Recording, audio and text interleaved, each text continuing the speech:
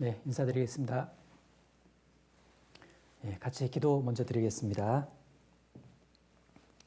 우리를 죄에서 구원해 주신 하나님 감사합니다.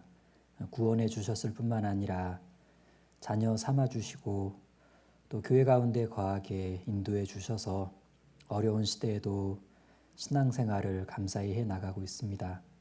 부족한 중에도 할 일을 주시고 또 우리가 하는 이 봉사로 우리의 신앙뿐만 아니라 우리 교회학교 아이들도 신앙이 성장할 수 있게 도와주셔서 감사드립니다. 오늘 함께 공과 공부하는 중에서도 필요한 교훈을 주시고 또 우리 아이들에게 무엇을 어떻게 가르쳐야 할지도 알려주시길 부탁드립니다. 우리를 사랑하시는 예수님 이름으로 기도드립니다. 아멘. 네, 이번 공과는 사울의 목숨을 살려준 다윗입니다. 사울의 목숨을 살려준 다윗. 제목을 이렇게 한번 이해해 볼 수 있을 것 같아요. 사울은 다윗을 죽이려 했지만 다윗은 사울을 해치지 않았다. 네. 그러니까 사울이 먼저 다윗을 죽이려고 한 겁니다. 그것도 계속. 그러나 다윗은 보복을 하지 않았죠. 끝까지 하나님께만 맡기고 기도했습니다. 물론 쉬운 일은 아니었죠. 순간순간 욱하는 마음도 올라왔고 얼마든지 받아칠 수 있는 여력도 있었지만 결국 다윗은 잘 참았습니다. 그건 신앙입니다. 그리고 이러한 신앙은 현재 늘 이렇게 아슬아슬한 관계 속에서 살아가는 우리들에게도 큰 교훈을 줍니다. 그러면 사울과 다윗의 관계가 틀어지게 된 시작점부터 살펴보도록 하겠습니다. 사무엘상 18장입니다. 사무엘상 18장 10절입니다. 사무엘상 18장 10절과 11절입니다. 제가 읽겠습니다. 그 이튿날 하나님의 부리신 악신이 사울에게 힘있게 내림에 그가 집 가운데서 야류하는 고로 다윗이 평일과 같이 손으로 수금을 타는데 때에 사울의 손에 창이 있는지라 그가 스스로 이르기를 내가 다윗을 벽에 박으리라 하고 그 창을 던졌으나 다윗이 그 앞에서 2번 피하였더라. 자, 지금 충격적인 일이 벌어졌습니다. 사울이 자기 충신 다윗에게 창을 던졌습니다. 몇 번이나 던졌을까? 한 번? 2번? 여기 11절 마지막 부분을 보면 그 창을 던졌으나 다윗이 그 앞에서 2번 피하였더라. 2번 피한 걸 보니까 최소 2번은 던진 것 같습니다. 19장에 가면 사울이 또 다윗에게 창을 던집니다. 19장 9절입니다. 19장 9절과 10절 사울이 손에 단창을 가지고 그 집에 앉았을 때 여호와의 부리신 악신이 사울에게 접하였으므로 다윗이 손으로 수금을 탈 때 사울이 단창으로 다윗을 벽에 박으려 하였으나 그는 사울의 앞을 피하고 사울의 창은 벽에 박힌지라 다윗이 그 밤에 도피하매. 이런 그 상황을 보게 되면 사울은 창을 참 잘 던지는 그런 사람이었던 것 같습니다. 하지만 문제는 화가 나면 창을 던졌다는 것. 자, 지난 공과에서 본 것처럼 화가 나니까 자기 아들 요나단한테도 창을 던지려고 했죠. 자, 좀 생각을 해봤습니다. 나는 상대방에게 화가 나면 어떻게 하든가 째려본다? 큰 소리 친다? 막 짜증을 낸다? 어쩌면 그러한 것들이 내가 상대방에게 던지는 창일 수 있겠다. 화를 참지 못하고 쏟아내는 그 무언가가 있다면 그게 다름 아닌 사울의 창 아닐까 이런 생각을 좀 해봅니다. 자, 다시 18장 읽었던 본문으로 가면요. 방금 읽은 본문의 배경은 이렇습니다. 다윗이요. 사울 왕 밑에서 점점 민족적 영웅으로 떠오릅니다. 그런데 어떤 사건을 계기로 사울은 다윗을 질투하기 시작합니다. 바로 다윗의 오빠 부대 사건이었습니다. 뭔 사건요? 다윗의 오빠 부대 사건. 다윗이 블레셋을 치고 돌아올 때 전쟁 승리를 기념하는 그 시가지 행진, 퍼레이드 행사가 열렸습니다. 이날 많은 여인들이 몰려와 축하 노래를 불렀는데 노래만 부른 게 아니라 악기도 가져와 가지고 춤까지 추면서 사울과 다윗을 환영했습니다. 그때 이 여인들이 불렀던 그 댄스곡 제목이 천천만만이라는 곡이었습니다. 이 곡의 가사가 성경에도 나와 있습니다. 이걸 여인들이 춤추면서 불렀는데 직접 확인해 보겠습니다. 18장 6절입니다. 18장 6절과 7절. 무리가 돌아올 때 곧 다윗이 블레셋 사람을 죽이고 돌아올 때 여인들이 이스라엘 모든 성에서 나와서 노래하며 춤추며 소고와 경세를 가지고 왕 사울을 환영하는데, 여기 여인들이 뛰놀며 창화하여 가로되 가사 나옵니다. 사울의 죽인 자는 천천히요 다윗은 만만이로다 한지라. 예, 노래 가사가 사울의 죽인 자는 천천히요 다윗은 만만이로다.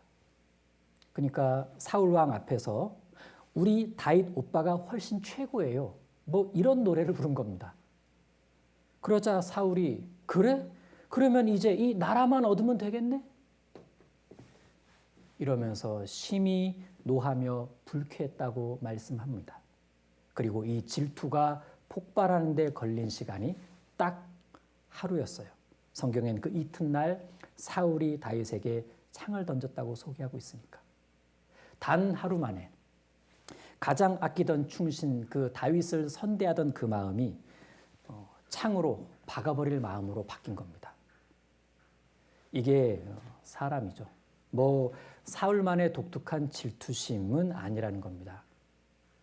우리 안에도 뭐 이런 사울스러운 질투와 폭발이 잠재하고 있다. 이렇게 생각을 해볼 수 있죠. 어쨌든 사울은 다윗에 대한 질투가 폭발했을 때 창을 던집니다. 이때 다윗이 보였던 반응이 무엇이었냐? 그냥 창을 피하기만 했습니다. 분노하며 반격하지 않았습니다. 반역을 도모하지도 않았어요. 비난의 댓글을 올리지도 않았습니다. 그저 도망쳤습니다. 광야로, 그것도 혼자. 나중에 다윗이 사울에게 끈질긴 쫓김을 당할 때 사울이 자기를 2차례나 죽이려고 했던 것처럼 다윗도 사울을 2차례 죽일 수 있는 기회가 있었지만 그 기회를 그냥 흘려보냈습니다. 자, 그럼 궁금한 점이 생깁니다. 다윗은 사울이 창을 던졌을 때 왜 그 창을 다시 뽑아서 휙 반격하지 않았을까? 자기 생명을 위협하는 원수라면 그가 누구든지 간에 그를 제거하지 않으면 자기가 죽게 될 텐데 왜 반격하지 않았을까? 젊은 다윗이 늙은 사울을 치기란 그리 어렵지 않았을 텐데 말이죠. 그리고 왜 자기 편인 여론과 언론을 선동하지 않았을까? 그렇더라면 대중의 인기를 한몸에 받고 있던 그는 어쩌면 예언된 왕위를 보다 빠르고 쉽게 얻을 수도 있었을 텐데 다윗은 왜 피하기만 했을까? 그리고 왜 조용히 도망가는 편을 선택했을까? 그것도 혼자 말이죠. 일단 이와 같은 다윗의 행동이 가져다 준 결과는 당장엔 도망자 생활을 해야만 했다는 겁니다. 그게 길어져서 10년 이상 도망자 생활을 하게 됩니다. 사울은 도망 중인 다윗을 쫓는데 혈안이 되어 있었습니다. 거의 거기에 미쳐서 살았습니다. 그러던 중에 다윗은 사울을 손쉽게 죽일 수 있는 기회가 2번이나 있었지만 죽이지를 않았습니다. 그러자 사람들이 이유를 물었습니다. 이 기회에 왜 죽이지 않는 겁니까? 하늘이 주신 기회 같은데. 다윗은 대답하기를 하나님께서 기름 부음 받은 자를 죽일 수는 없다. 하나님께 기름 부음 받은 자를 죽일 수는 없다. 하나님이 부여하신 권위에는 순복해야 한다는 것이었습니다. 하지만 그것은 곧 앞으로도 다윗과 다윗의 사람들은 계속 사울을 피해 도망을 다녀야 한다는 것을 의미했죠. 그러나 이 계속되는 도망자 생활은 하나님 편에서는 다윗을 향한 특별한 훈련이었습니다. 10년 이상 도망 다니면서 그 힘들고 고통스러웠던 그 시간들은 하나님의 약속 앞에서의 인내의 시간이었습니다. 그 시간 동안 다윗은 하나님만을 의지하는 법을 더욱 배우게 되죠. 그리고 스스로 깨지고 수없이 깨져서 더 겸손해지고 낮아지게 됩니다. 다윗의 이런 경험들은 결국 그가 왕다운 왕으로 준비되어가는 과정이었던 겁니다. 한편 도망자 다윗 주변에는 사람들이 많이 모여들었습니다. 다윗과 함께했던 많은 사람들은 사실은 다윗의 무리가 좋아서 찾아왔다기보다는 사울의 무리가 싫어서 떠나온 사람들이었습니다. 사무엘상 22장엔 사울의 통치 아래서 환난당한 자, 빚진 자, 원통한 자가 다윗에게로 모여들었다고 말씀합니다. 그런데 사울 왕에 대한 원망과 미움이 가득했던 이들도 다윗과 오래 있으면서 변하게 됩니다. 그건 그들이 하나님이 부여하신 권위에 순종하고 끝까지 인내하는 다윗을 오랫동안 보아왔기 때문에 그렇습니다. 다윗은 이기는 것이 아니라 지는 것을 가르쳤죠. 빼앗는 것이 아니라 주는 것을 가르쳤습니다. 어려움은 백성들의 몫이 아니라 지도자가 감당해야 한다는 사실도 보여주었습니다. 다윗은 자신의 고통을 주변 사람들에게 나누어주질 않았습니다. 다윗 자신도 그 무리 안에서는 어떤 권위를 가졌지만 그는 스스로 권위를 가졌다고 생각하는 사람은 아니었습니다. 그저 잘 울며 별 볼 일 없는 600명의 지도자일 뿐이라고 생각을 했죠. 이러한 그의 모습은 주변 사람들을 변화시킵니다. 그들은 다윗을 이해하게 되고 나아가 존경하게 됩니다. 자신들의 진정한 리더로 여기면서 다윗을 사랑하게 되죠. 그 결과 자발적인 충성과 헌신으로 다윗을 따르게 됩니다. 이런 과정에서 다윗을 따르던 비주류의 사람들은 이 다윗 밑에서 점점 용사로 변해갑니다. 그리고 나라를 세우는 주역들로 활동하게 되죠. 마침내 다윗이 왕 위에 오르게 되었을 땐, 이렇게 왕에 올랐을 땐 이 다윗은 사울과는 전혀 다른 왕의 모습이었습니다. 그러고 보면 결국 다윗이 사울을 만난 것은 참 잘된 일이었습니다. 다윗이 다윗처럼 되려면 사울을 만나야만 했던 거죠. 그렇다면 이 두 사람의 만남과 갈등은 다윗을 위한 하나님의 계획이었는지도 모릅니다. 하나님은 다윗을 귀하게 사용하기를 원하셨죠. 그래서 하신 일이 뭐냐면 우선 다윗을 깨뜨리는 일이었습니다. 왜? 하나님은 깨어지고 부서진 사람을 귀하게 사용하십니다. 깨어지고 부서진 사람은요, 자기가 너무나 연약하다는 걸 잘 알고 있기 때문에 오로지 하나님만을 의지하려 합니다. 사도 바울은 고린도전서 2장 3절에서 내가 약하며 두려워하며 심히 떨었다, 이렇게 자신의 연약함을 고백했습니다. 그러면서 내게 능력 주시는 자 안에서 내가 모든 것을 할 수 있다, 이러면서 주님을 꼭 붙잡았죠. 그렇습니다. 그리스도인은 연약함을 깨달을수록 하나님을 이렇게 붙잡으려는 힘이 강해집니다. 근데 그렇게 해서 붙잡은 주님은, 붙잡힌 바 된 주님은 그에게 반드시 힘이 되어 주시죠. 사실 우리는 깨져야 할 것이 참 많은 사람들입니다. 열심히 하고 있다는 착각도 좀 깨져야 되고, 주님만 의지하고 있다는 이중적인 태도도 좀 깨져야 되고, 주님을 위해 살고 싶다는 간증 뒤에 자기를 위해 살고 있는 그 모습도 좀 깨져야 합니다. 이젠 주님만 의지하고 싶을 정도로 지금까지 많이 깨지고 깨졌습니다라는 착각도 좀 깨져야 되고, 우린 참 부서져야 할 것이 많은 사람들인 것 같습니다. 그렇다면 하나님은 우리에게 사울을 보내주실 겁니다. 그를 만나게 해주시겠죠. 생각해 보면 다윗이 군대 장관이 되어서 사울 왕 밑으로 들어간 건 신앙의 측면에서 보면 깨지는 훈련장에 입학한 것과도 같은 것 같아요. 이 훈련장에서 하나님은 다윗을 깨뜨리는 도구로 사울을 사용하신 거죠. 결국 다윗이 사울을 만난 건 힘든 일이었지만 꼭 필요한 일이었다는 것을 알 수 있습니다. 그래서 그 길을 주신 거죠. 마찬가지입니다. 하나님은 우리에게 꼭 필요한 일이 있다면 비록 그것이 힘든 일이라 할지라도 그 길을 주시겠죠. 그럼 이제 그 길을 대하는 우리의 태도가 중요한데 우선 인정해야 돼요. 그래, 이 길은 하나님의 계획 속에 있는 길이야. 분명 내게 꼭 필요한 길이기 때문에 이 길을 주신 거야. 이렇게 인정. 그 다음엔요, 인정하고 난 다음엔 그 길을 묵묵히 가야 돼요. 어떻게? 묵묵히 가야 됩니다. 물론 때로는 순간 주춤할 수도 있고 멈칫할 수도 있겠죠. 그래도 하나님의 선하심을 믿고 하나님을 신뢰하는 마음을 좀 꽉 붙들고 그 길에서 너무 벗어나면 안 될 거예요.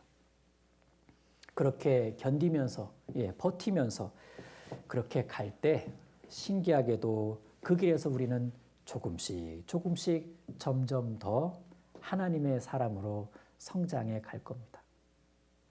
자, 그럼 이제 사울이 다윗에게 창을 던졌을 때 다윗의 그 반응과 행동을 좀 더 자세히 살펴보려고 합니다. 분명 우리에게 지혜의 교훈을 남겼을 텐데 18장 11절을 다시 보시면 그가 18장 11절 그가 스스로 이르기를 내가 다윗을 벽에 박으리라 하고 그 창을 던졌으나 다윗이 그 앞에서 2번 피하였더라. 자, 다윗은 일단 그냥 창을 피하기만 했습니다. 조금 이걸 한번 생각해 봅니다. 사울이 툭 하면 창을 던진 건 창에 관한 한 자신이 있어서 그래요. 주특기 뭐 이런 거. 그러니까 솜씨는 굉장했다는 얘기입니다. 그렇다면 다윗은 어떻게 이렇게 솜씨 좋은 사울의 창을 이렇게 다 피할 수 있었을까? 답이 있어요. 이거 천기누설인데 우리 교회학교 선생님들한테만 살짝 딱 한 번만 알려드리겠습니다. 자, 다윗이 솜씨 좋은 사울의 창을 피할 수 있었던 건 그건 다윗이 아주 재빨랐기 때문에 그렇습니다. 아주 재빨랐기 때문에. 비웃으시는데 자, 사울의 창을 피하기 위해서는 몸이 아주 재빨라야 했겠죠. 픽픽 이렇게. 자, 우리도 마찬가지입니다. 창이 날아오면 일단 피해야 돼요. 누군가 나에게 영향력을 행사하면서 내 마음에 창을 던진다면 그 창을 재빨리 피할 수 있는 훈련된 기술이 필요합니다. 창에 맞는 건 잘하는 게 아니에요. 즉 상처받는 것이 잘하는 것은 아니란 얘기입니다. 상처는 최대한 최선을 다해 피해야 합니다. 누구든 상처는 그 사람에게 치명적일 수 있거든요. 그러면 어떻게 해야 피할 수 있냐? 민첩해야 돼요. 민첩. 아시죠? 말씀에 익숙하면 신앙이 민첩해집니다. 그럼 그 그리스도인은 창을 피할 줄 알죠. 말씀이 풍성한 사람은요, 사람 자체를 좀 잘 헤아려요. 그래서 사람을 잘 헤아릴 줄 아니까 저 사람이 뭔가 창을 던지려고 하면 던질 것 같은 그게 딱 포착이 돼요. 그래서 날아오는 창이 보입니다. 창 던지네, 날아오는구나 나 하면서 거기에 나는 재빨리 씩씩씩씩 피하면 된다라는 거죠. 신앙이 게으르지 않고 부지런하면 그는 민첩해서 날아오는 창을 수월히 피할 수 있습니다. 수월하게 피할 수 있습니다. 성경은 다니엘이 마음이 민첩했다라는 걸 2번이나 소개하고 있어요. 신앙이 민첩했다라는 겁니다. 그래서 주변 세력들이 다니엘을 고소하려고 숱하게 창을 날렸지만 다 피했습니다. 사실 창에 맞은 사람은 쉽게 알아볼 수 있는데 그들의 안색이 스스로 증거한다라는 이사야 3장의 말씀처럼 창에 맞은 사람은 얼굴에 다 나타나요. 일단 표정이 안 좋습니다. 그리고 창에 맞으면 마음이 좁아져서 이 속 좁은 말하고 속 좁은 행동을 합니다. 본의 아니게 형제 자매들이 나에게 창을 던질 수 있습니다. 그럼 왜 던지냐고 따질 게 아니라 일단 다윗처럼 행동하는 겁니다. 창부터 피하고 보셔야 돼요. 괜히 창 맞고 나서 어떻게 나한테 이럴 수 있냐라고 따질 것이 아니라 자, 우리는 누가 되었든 어떤 식이 되었든 창이 자기에게 날아오면 그동안에 훈련된 신앙을 순식간에 총동원해가지고 재빨리 그 창을 피할 줄 알아야 합니다. 자, 이렇게 해서 다윗은 일단 창을 피하고 봤습니다. 그러고 나서 다윗이 한 일은 꾹 참는 일이었습니다. 꾹 참는 일. 분노를 참고 반격하고 싶은 마음을 참고 꿈에서라도 받아치려는 마음을 참고 입을 꾹 다물었습니다. 우리도 그래야 되겠죠. 베드로전서 3장 10절엔 생명을 사랑하고 좋은 날 보기를 원하는 자는 혀를 금한다 라고 말씀합니다. 다윗은 좋은 날 보기를 원했고 기름 부음 받은 자의 생명을 존귀하게 여겼습니다. 그래서 혀를 금했죠. 입을 꼭 다물고 의로우신 재판장께서 정의롭게 재판하여 주실 것을 믿었습니다. 그리고 그러한 것을 시편에 많이 간증했죠. 다윗은 창을 피한 그 일을 뽐내지도 않았고 홀로 떠난 일을 자랑하지도 않았습니다. 그는 혀를 금했는데 나중에 사울을 죽이지 않고 살려보냈을 때에도 그 일을 자랑처럼 간증하지 않았습니다. 박수갈채를 노리지도 않았죠.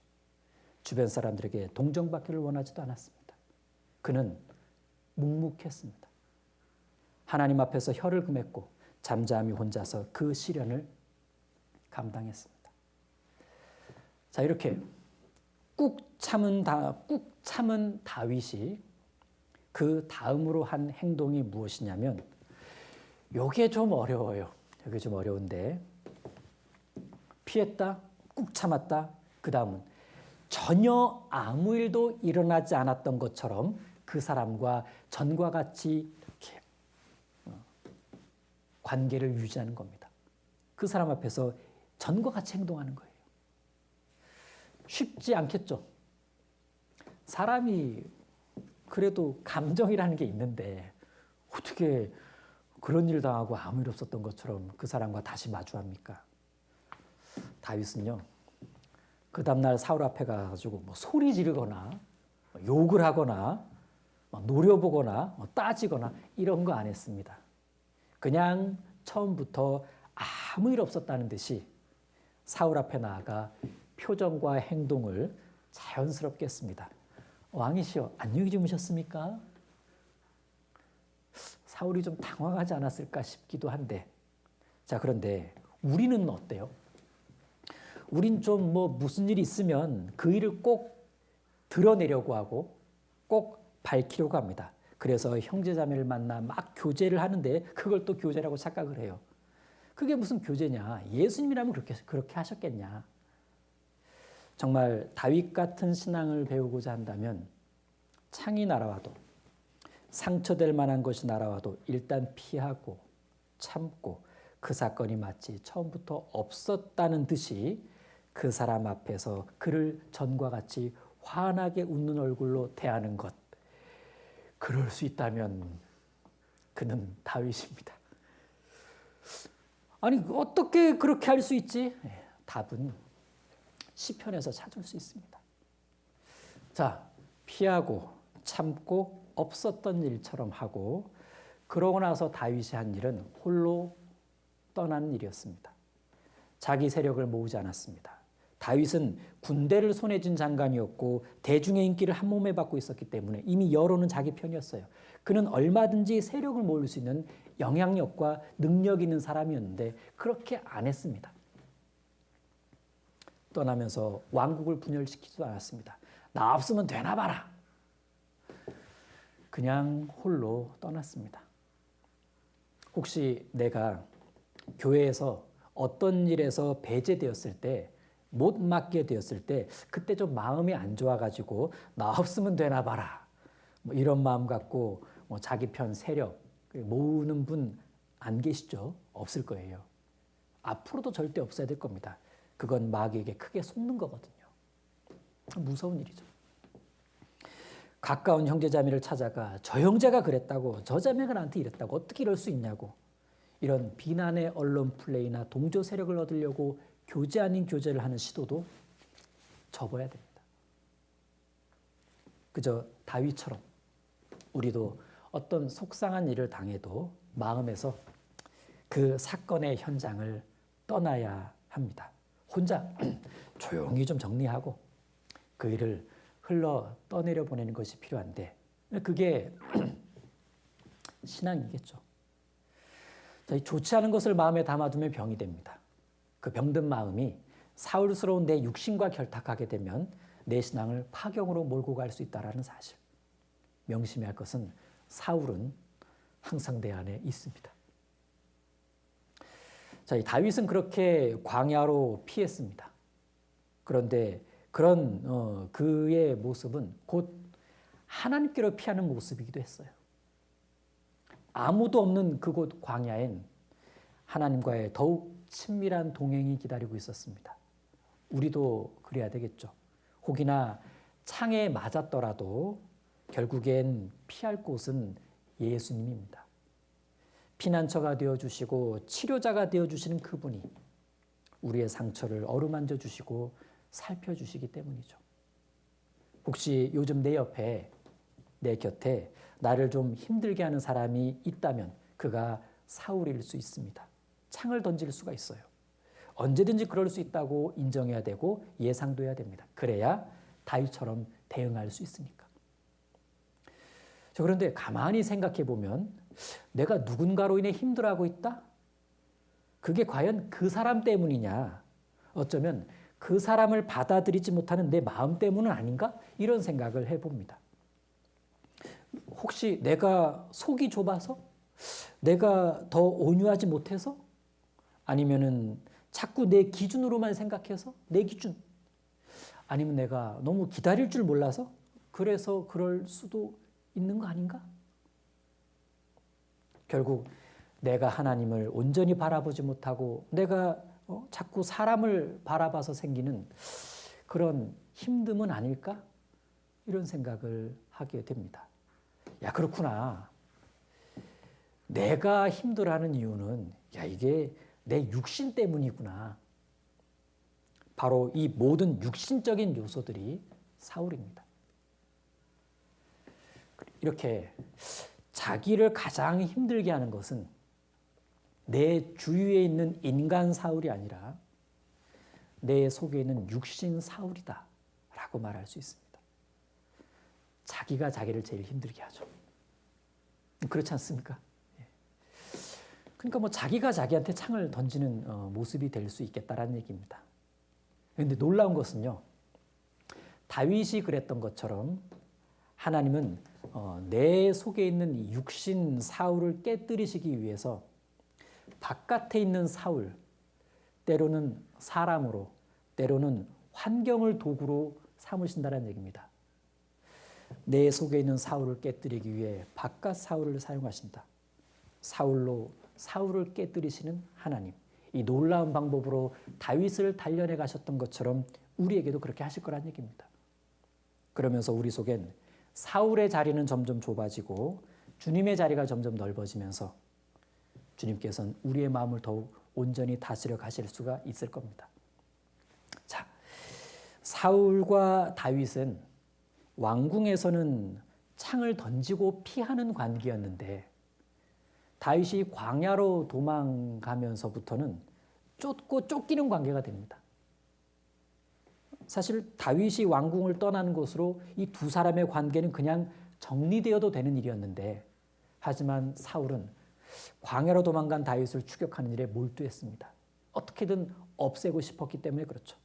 나라를 돌보는 일을 뒤로하고 10년 이상을 다윗을 쫓아다니는 일에 정신이 팔려 살았습니다. 그 장면 한 군데를 보겠습니다. 23장입니다. 23장 13절. 네, 23장 13절입니다. 13절, 14절. 다윗과 그의 사람 600명가량 일어나 그일라를 떠나서 갈 수 있는 곳으로 갔더니 다윗이 그일라에서 피한 것을 혹이 사울에게 고하매 사울이 가기를 그치니라. 다윗이 황무지 요새에도 있었고 또 10황무지 산골에도 유하였으므로 사울이 매일 찾되 하나님이 그를 그의 손에 붙이지 아니하시니라. 여기 14절 중간에 사울이 매일 찾되, 사울은 다윗을 매일 찾았습니다. 그러니까 다윗은 매일매일 안심할 수가 없었겠죠. 단 하루도 두 다리 쭉 뻗고 잠을 잘 수가 없었을 겁니다. 마음이 얼마나 힘들었을까요? 그런데 이러면서 다윗이 확실하게 체험한 것이 있는데 14절 뒷부분입니다. 사울이 매일 찾되 하나님이 그를 그의 손에, 사울의 손에 붙이지 아니하시니라. 사울은 다윗을 매일 찾아다녔지만 하나님은 다윗을 단 한 번도 사울의 손에 붙이지 않았다는 얘기입니다. 사울은 뛰어난 정보망과 군사력을 가지고 있었지만 다윗은 그보다 훨씬 능력 있는 하나님의 손 안에서 보호를 받고 있었어요. 그런데 사울이 매일 다윗을 찾아다닌 것처럼 사실 마귀도 매일 우리를 찾아옵니다. 너희 대적 마귀가 우는 사자같이 두루 다니며 삼킬 자를 찾나니. 마귀는 늘 우리의 틈을 찾습니다. 우리의 허점을 노리고 우리를 유혹하며 함정도 파죠. 그러나 너무나 다행인 건 하나님이 우리를 마귀 손에 붙이지 않는다라는 사실. 그래서 우리가 오늘까지 이렇게 신앙생활을 해오고 있는 거 아니겠습니까? 그래서 14절을 이렇게 교훈받아 바꾸고 한번 교훈적으로 읽어보겠습니다. 보세요. 14절 이렇게요. 마귀가 매일 찾되 하나님이 우리를 마귀의 손에 붙이지 아니하시니라. 자, 오히려 좀 이렇게 반대로요. 사울이 다윗의 손에 붙여진 것만 같은 일들이 있었어요. 사울이 다윗의 손에 붙여진 것만 같은 그런 일. 24장입니다. 24장 1절 보시겠습니다. 24장 1절. 사울이 블레셋 사람을 따르다가 돌아오매 혹이 그에게 고하여 가로되 보소서 다윗이 엔게디 황무지에 있더이다. 사울이 온 이스라엘에서 택한 사람 3천 특전사를 거느리고 다윗과 그의 사람들을 찾으러 들염소 바위로 갈새 길가에 양의 우리에 이른즉 굴이 있는지라. 사울이 그 발을 가리우러 들어가니라. 다윗과 그의 사람들이 그 굴 깊은 곳에 있더니. 이 사건이 바로 엔게디 황무지 사건입니다. 사울을 피해 도망 다니던 다윗. 어느 날 사울은 다윗이 있는 곳을 알아내어 그를 뒤쫓습니다. 그러다가 엔게디라는 곳에 다다랐을 때 사울은 갑자기 화장실이 급했습니다. 그래서 여러 굴들 중에 마음에 드는 굴 하나를 딱 찍고 그곳으로 들어가서 볼일을 보려고 하는데 볼일을 보게 되는데 아차! 그런데 하필 그렇게 고르고 고른 굴 안에 하필 그 굴 안에 이미 다윗과 다윗의 사람들이 숨어 있었던 거예요. 사울과 다윗 서로 다른 목적을 가지고 굴에 들어갔다가 그곳에 함께 있는 순간이 딱 생긴 겁니다. 이 기가 막힌 공존의 순간입니다. 이게 우연일까요? 결코 그렇지 않을 겁니다. 그런데 이때 굴 안에 있던 다윗과 다윗의 사람들이 이 기막힌 상황을 두고 서로 다른 해석을 하게 돼요. 일단 다윗의 사람들은 어떻게 해석을 했는가? 4절입니다. 4절. 다윗의 사람들이 가로되 보소서 여호와께서 당신에게 이르시기를 내가 원수를 내 손에 붙이리니 내 소견에 선한 대로 그에게 행하라 하시더니 이것이 그날이니이다. 다윗이 일어나서 사울의 겉 옷자락을 가만히 베니라. 자, 다윗의 사람들은요, 여기 이것이 그날이니이다 라고 해석을 했습니다. 그날? 도대체 무슨 날? 그들은 일전에 하나님이 다윗에게 주신 약속을 이 상황에 대입했습니다. 그 약속은 뭐였냐? 하나님은 다윗의 원수를 다윗의 손에 붙인다라는 약속이었습니다. 그리고 드디어 오늘이 바로 원수를 다윗의 손에 붙인 그날이라고 해석을 한 겁니다. 그런데 문제는 과연 사울이 정말 다윗의 원수냐라는 겁니다. 다윗의 사람들은 사울이 다윗의 원수라고 보았습니다. 그렇게 해석했어요. 그래서 죽이자고 했습니다. 그리고 이들의 이런 행동은 다윗으로 하여금 격동하게 만들었습니다. 다윗도 순간 욱 하는 마음이 올라와서 급히 칼을 빼어들어서 사울의 목을 확 베려고 하다가 그렇게 할 뻔하다가 순간 마음을 접고 겉옷만 살짝 베었습니다. 그런데 그렇게 하자마자 다윗은 엄청 마음에 찔림을 받아요. 5절입니다. 그리한 후에 사울의 옷자락 뱀을 인하여 다윗의 마음이 찔려. 그러면서 다윗은 자기가 감정이 순간 격해져서 그만 이 상황을 잘못 해석했다는 것을 깨닫습니다. 그래서 즉시로 이렇게 말합니다. 6절. 자기 사람들에게 이르되 내가 손을 들어 여호와의 기름 부음을 받은 내 주를 치는 것이 여호와의 금하시는 것이니 그는 여호와의 기름 부음을 받은 자가 됨이니라 하고 정신이 번쩍 든 거예요. 정신을 차리고 이성을 되찾자 올바른 해석을 하게 됩니다. 그렇죠. 다윗은 사울이 자기의 원수라고 해석하지 않았어요. 비록 자기 생명을 끈질기게 위협하고 있기는 하지만 그것 자체를 가지고 하나님 앞에서 원수로 여기진 않았다는 얘기입니다. 그는 여전히 사울은 여전히 이 나라의 왕이요 기름 부음을 받은 자라고 그렇게 여겼습니다. 그렇기 때문에 어떻게 내가 이 나라의 왕을 그것도 기름 부음 받은 왕을 원수로 여길 수 있겠느냐라는 결론에 이르게 되죠. 이렇게 다윗은 자기 주변 사람들과는 다른 해석을 했습니다.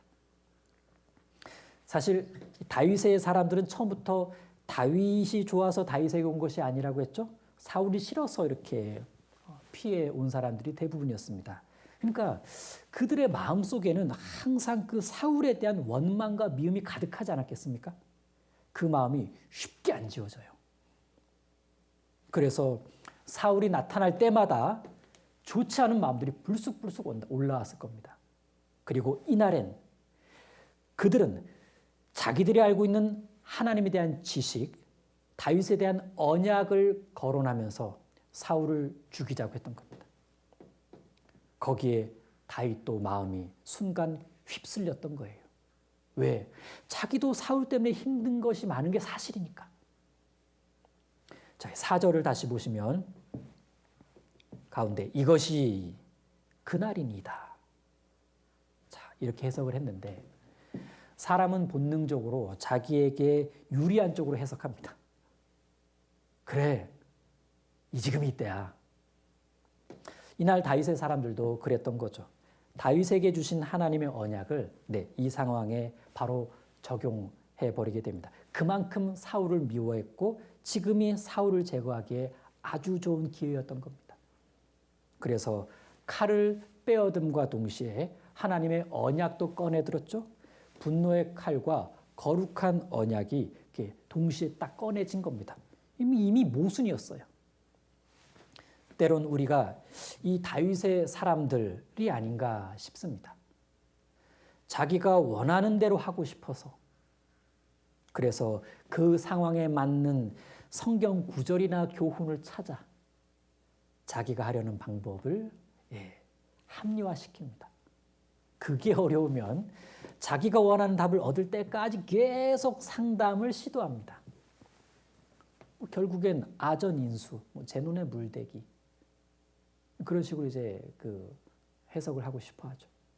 사람은 명분을 좋아합니다. 명분만 있으면 얼마든지 할 수 있기 때문에 그래요. 엔게디 굴에서의 이날도 다윗의 사람들은 명분을 찾고자 했습니다. 어떤 명분을 가지고 사울을 해치워야 아무런 문제가 없을까? 어떻게든 해치우고 싶은데 그들은 신령한 하나님의 언약을 들먹였습니다. 그러고는 말합니다. 보세요. 이것이 그날이니이다.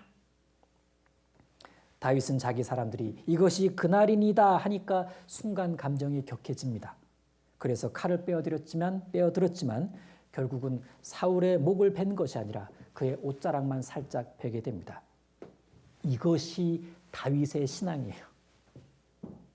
다윗은 순간 격한 감정에 휩싸였어도 어떤 선을 넘는 행동은 재빨리 제어할 줄 아는 사람이었습니다. 이게 결코 쉬운 일이 아니죠. 우린 때론 격한 감정에 휩싸이면 형제고 뭐고 없죠. 지금 말고 옛날엔 그랬겠죠. 옛날에는. 자, 이 순간 주변 분위기에 동화되었던 다윗은 이제 즉시 마음을 돌이키고 이렇게 분명히 말합니다. 24장 6절 다시 보시면 24장 6절 다시 보시면 자기 사람들에게 이르되 내가 손을 들어 여호와의 기름 부음을 받은 내 주를 치는 것은 여호와의 금하시는 것이니 그는 여호와의 기름 부음을 받은 자가 됨이니라 하고 다윗이 이 말로 자기 사람들을 금하여 사울을 해하지 못하게 하니라. 사울이 일어나 굴에서 나가 자기 길을 가니라. 참 멋있는 장면 아닙니까? 글쎄요. 이렇게 말하고 싶은데 실수가 없어야 멋있는 것은 아니다. 실수했어도 즉각 돌이키는 것이 멋있는 신앙이다. 다윗이라는 사람도 연약하고 흔들리기 쉬운 이렇게 감정을 가진 사람이었기 때문에 순간 잘못된 해석에 동조는 했어도 얼른 다시 올바른 해석으로 이렇게 돌렸죠. 그리고 올바른 행동으로 하나님 앞에 이 날을 마감하게 됩니다. 이게 멋있다라는 거예요. 하나님도 아마 참 흐뭇해 하셨을 것 같아요. 생각해 보면 사람이 이성적인 것 같지만 참 감정적이죠. 아는 대로 행동하기보다는 감정을 앞세워 행동합니다. 그래서 나중에 후회하기 일쑤죠. 무엇이 이성적인 것인지를 알면서도 순간 감정이 올라오면 이성과는 다른 행동을 하려고 합니다. 다윗이 그랬죠. 아닌 줄 알면서 칼을 들고 어떻게 하려다가 그걸 못하고 결국은 옷을 베었는데, 자, 그러니까 결국 다윗은요, 감정보다는 이성의 지배를 받는 사람이었다는 것을 알 수 있어요. 감정에 동요되는 순간이 있어도 결국엔 이성으로 그걸 다 컨트롤하잖아요. 감정의 지배를 일시적으로 받을 수는 있지만 궁극적으로는 이성의 지배를 받았던 사람. 그건 그가 그 격한 감정을 어느 정도 잘 컨트롤할 수 있는 상당히 신앙적인 사람이었다는 것을 알 수 있습니다. 어떻게 그런 신앙이 가능했을까? 다윗은 기도의 사람이었어요.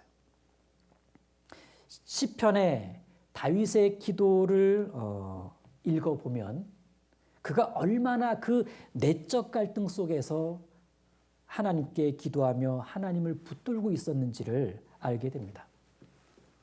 그러면서 육신을 누르고 자기 감정을 절제할 줄 알았던 사람. 그의 비결은 기도였을 겁니다. 이 감정은요, 그냥 통제되는 게 아니죠. 기도해야 하고 때론 하나님께 매달려야 합니다. 그렇게 해서 하나님에게서 평안을 얻어내야 됩니다. 그렇지 않으면 자기 감정에 수시로 휘둘리고 말겠죠. 사실은 이 급한 사람일수록 기도보다는 후회를 많이 합니다. 기도하는 사람일수록 후회가 줄어들고 차분한 신앙을 만들어가겠죠. 기다릴 줄 아는 사람이 될 겁니다. 아마 때가 되면 하나님이 하시는 일을 이제 볼 줄 알겠죠. 볼 수 있게 될 겁니다. 왜? 기다림의 결과. 다윗, 그도 보통의 사람처럼 감정의 사람이었지만 기도의 사람이었기에 하나님 앞에서 기다릴 줄 알았고 올바른 해석도 할 줄 알았고 그 결과 하나님은 그를 통해 선한 역사를 이루어 가실 수 있었습니다. 이렇게 사건은 아름답게 마무리가 됩니다. 그런데 이 사건이 이 정도로만 아름답게 끝난 것은 아니에요. 잘 들여다보면 다윗의 사람들의 변화에 주목할 필요가 있습니다. 다윗의 사람들의 변화. 자, 그들은 처음엔 잘못된 해석을 강력하게 내놓았죠. 자, 그러면서 다윗의 마음을 혼란스럽게 만들었고 다윗은 순간 충동적인 행동을 합니다. 다행히 어느 선은 넘지 않았고 즉시 실수를 돌이키죠. 그리고 곧장 자기 사람들에게 사울을 해치면 안 된다라고 명령했습니다. 바로 이때 다윗의 사람들의 반응과 태도가 어떠했냐라는 겁니다. 그들은 아무 반론 없이 잠잠히 순종했습니다.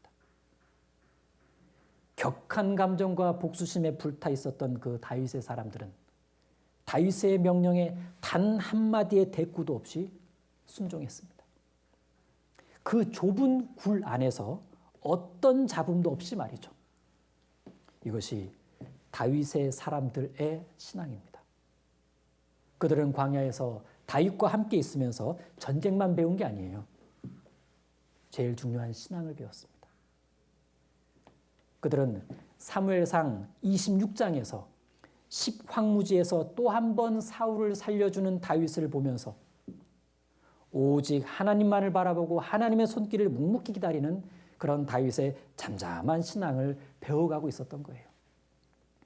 이런 이들이 다윗의 용사가 됩니다. 자, 정리해 보겠습니다. 다윗과 다윗의 사람들, 처음엔 둘 다 실수했어요. 그러나 결국 둘 다 제자리, 올바른 자리를 찾았는데 다윗의 분명한 신앙 덕분이었습니다. 그러니까 리더의 신앙이 참 중요하죠. 자, 우리도 실수가 많습니다. 실수는 누구든 할 수 있습니다. 자, 그러니까 실수 자체를 너무 뭐라 하면 안 될 것 같아요. 중요한 건 실수 직후에 신앙적으로 올바르게 다시 해석하고 잘 수정하는 겁니다. 그게 잘하는 신앙이겠죠.